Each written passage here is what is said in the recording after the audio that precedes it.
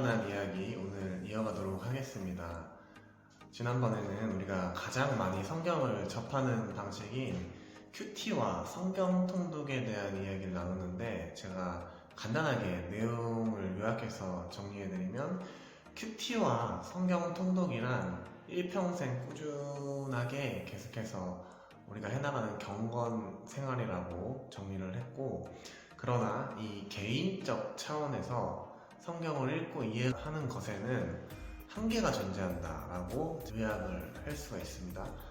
이 부분에 대해서 우리가 오늘 말씀 하나를 읽고 시작을 할 텐데, 바로 사도행전 8장 31절에서 32절 말씀입니다. 빌립이 달려가서 선지자 이사야의 글 읽는 것을 듣고 말하되, 읽는 것을 깨닫느냐? 대답하되, 지도해주는 사람이 없으니 어찌 깨달을 수 있느냐 하고 빌립을 청하여 수레에 올라 같이 앉으라 하니라. 이 말씀의 내용에선 혼자서 성경을 읽고 있던 한 사람이 성경이 말하고자 하는 뜻을 몰라서 헤매고 있을 때, 우리 빌립이라는 성경의 한 인물이 찾아가서 이 성경에 대해서 잘 설명해주는 내용을 담고 있습니다. 마치 이와 같이 오늘 컨텐츠의 내용도 제가 정리하고 보니까 여러분들께서 앞으로 성경을 읽어 나가게 되는 오리엔테이션의 성격을 갖고 있다라고 느꼈습니다. 그래서 지난번에 개인적인 성경을 보는 방법에 대해서 이야기했다면, 오늘은 이어서 함께 성경을 보는 설교, 성경 공부, 제자 훈련, 이 세 가지 방식에 대해서 간단히 나누도록 하겠습니다. 먼저 설교에 대해서 나누면, 이것을 제가 설교자와 청중들 간의 호흡으로 완성되는 활동이다 라고 정의를 내렸습니다. 이것은 기본적으로 선포이자 소통이라고 생각할 수가 있는데, 설교의 선포적인 성격은 무엇이냐? 우리가 설교 중에는 기본적으로 대화를 주고받는 형식이 아니잖아요. 그래서 이것을 선포의 방식이라고 이해할 수가 있는데, 이 방식은 개인적인 성경 읽기의 한계를 자연스럽게 극복시켜주는 방식이 됩니다. 우리가 개인적으로 성경을 읽다 보면 조금 마음에 들거나 공감이 가는 구절에 밑줄을 쳐가면서 선별적으로 읽게 되는 습관들이 생기게 되는데, 기본적으로 이 설교를 듣게 되면 우리가 그렇게 걸러들 수 있는 형태가 아닙니다. 이것은 우리 설교를 듣게 되는 방식에 있어서 장점이 된다고 생각을 할 수가 있습니다. 이렇게 선포가 일방적인 성격이라고 생각할 수도 있지만 전혀 그렇지 않다는 점이 이 설교의 소통의 성격에서 드러납니다. 설교라는 것은 이 청중의 상황을 이해하지 못하면 전혀 설교로서의 역할을 하지 못하는 부분이 있습니다. 모든 설교자들이 신학교에서 공부를 하고 이 교회의 성도님들과 함께 설교를 나누게 되는데, 신학교의 교수님들이 직접 설교를 하지 않고 이 목회자, 목사님들을 통해서 설교가 전해지는 것도 이와 같은 원리라고 생각할 수가 있습니다. 청중들의 상황을 고려하지 않는 단순히 학적이거나 지식적인 전달은 설교의 본질과는 좀 멀리 떨어져 있다라고 생각을 할 수도 있습니다. 질문을 하나 드리면, 우리가 좋은 설교가 무엇일지를 생각해 볼 수가 있잖아요. 흔히들 생각하는 좋은 설교란 많은 사람들에게 공감을 얻을 수 있는, 또 많은 사람이 찾아서 듣게 되는 그런 설교라고 생각을 할 수가 있는데, 이 말이 틀린 말은 아닐 겁니다. 분명 설교의 소통의 성격을 잘 이해하고 설교자분께서 잘 전달할 때 많은 분들에게 공감과 은혜를 미치게 되는데, 또 이런 생각을 할 수도 있습니다.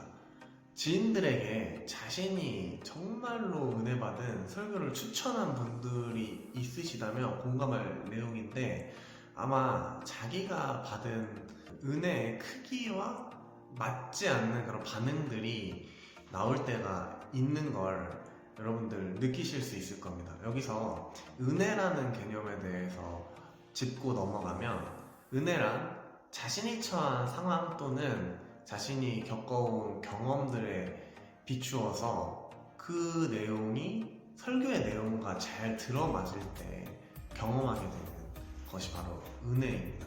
따라서 자기가 은혜를 받았을지라도 자기가 설교를 추천했을 때 그 추천받은 사람이 반드시 자기와 동일한 경험을 하고 있는 것은 아닐 수 있잖아요. 그래서 이러한 상황이 발생하게 되는데, 입장을 변경해서 설교를 전하시는 우리 목사님들의 과제가 바로 성도님들이 처한 정황을 이해하는 것이 바로 이 설교를 전달하는 데 있어 가장 큰 과제라고 할 수가 있습니다.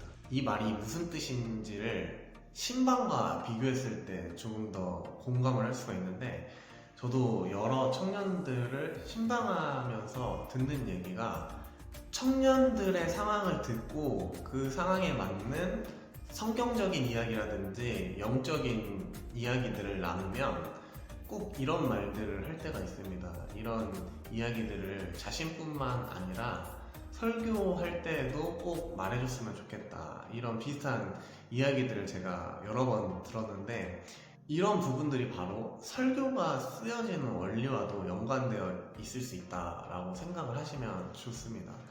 우리 성도님들이 처한 상황이 어떠한지를 여러 가지 정황들을 고려해서 적용하면서 전달하게 되는 내용이 바로 설교의 내용이라고 할 수가 있습니다.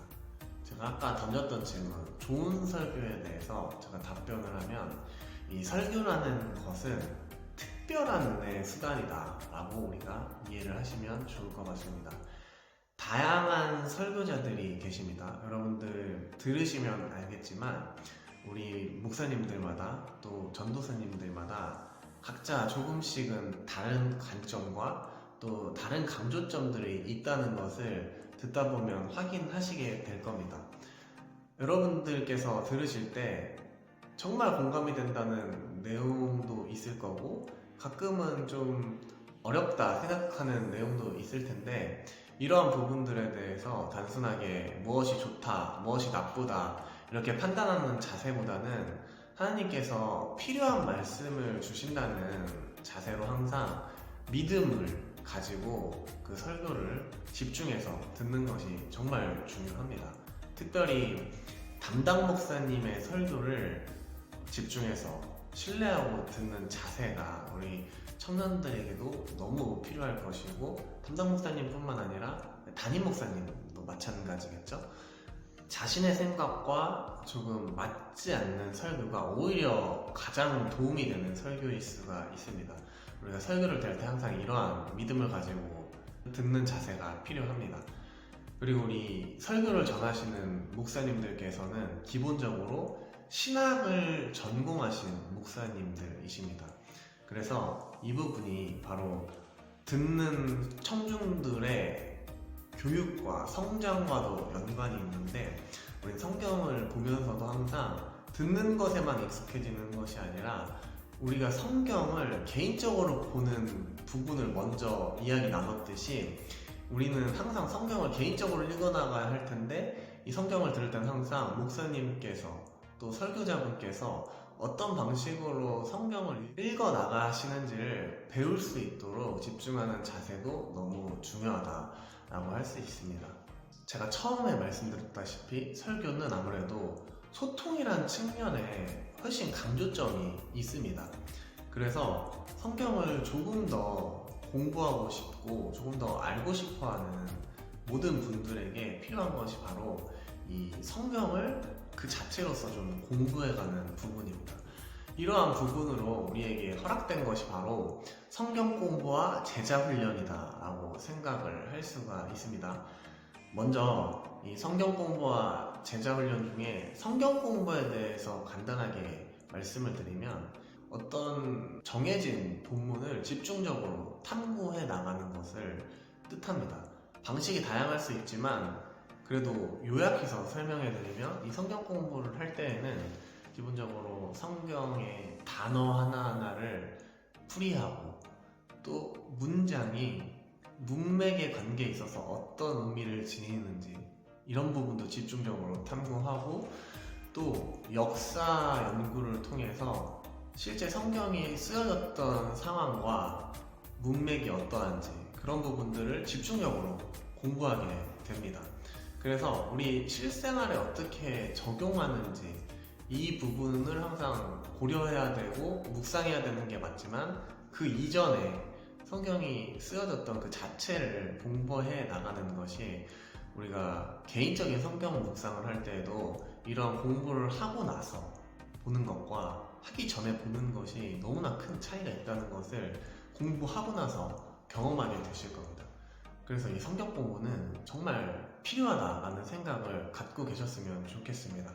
다음으로 제자훈련에 대한 내용을 간단하게 다루면 이 제자훈련의 목적은 성도 개개인의 영적 상태를 점검한 후에 더 높은 단계로 나아갈 수 있도록 해나가는 훈련을 바로 제자훈련이라 말을 합니다.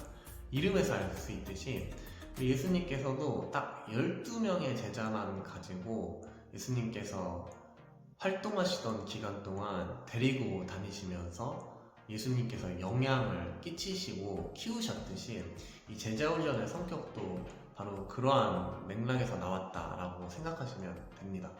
그래서 이 제자훈련에서 다루는 내용은 정해진 커리큘럼에 의해서 핵심적인 주제들 혹은 특정 어떤 성경 본문을 정할 수도 있는데 그러한 커리큘럼 안에서 정말 과정 이수 차원이 아니라 치열함 가운데 성경을 더욱더 알아가기 위한 알아간 부분을 성경에 적용하기 위한 가르치는 사람과 또 교육받는 사람들의 치열한 소통이 이루어지는 훈련을 바로 제자훈련이라 할 수 있습니다. 마지막으로 오늘 내용을 정리하겠습니다.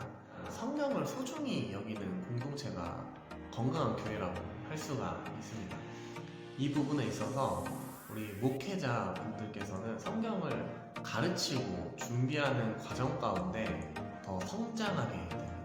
평신도분들도 마찬가지로 성경을 배우면서 성장합니다.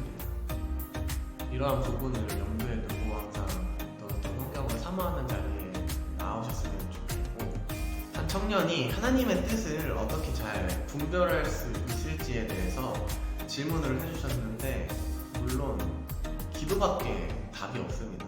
그런데 그 기도의 응답이 빨라지게 해주는 것이 바로 우리가 말씀 안에 젖어 있을 때, 말씀 안에 거하고 있을 때 하나님의 응답이 참 빨라진다라고 저는 이렇게 답변을 주고 싶습니다. 우리 젊은이 교회 공동체 모두가 성경을 더욱더 소중히 여기고 성경을 알아가기 원하는 그런 마음이 가득히 흘러넘치길 소망합니다. 두더시들 안녕.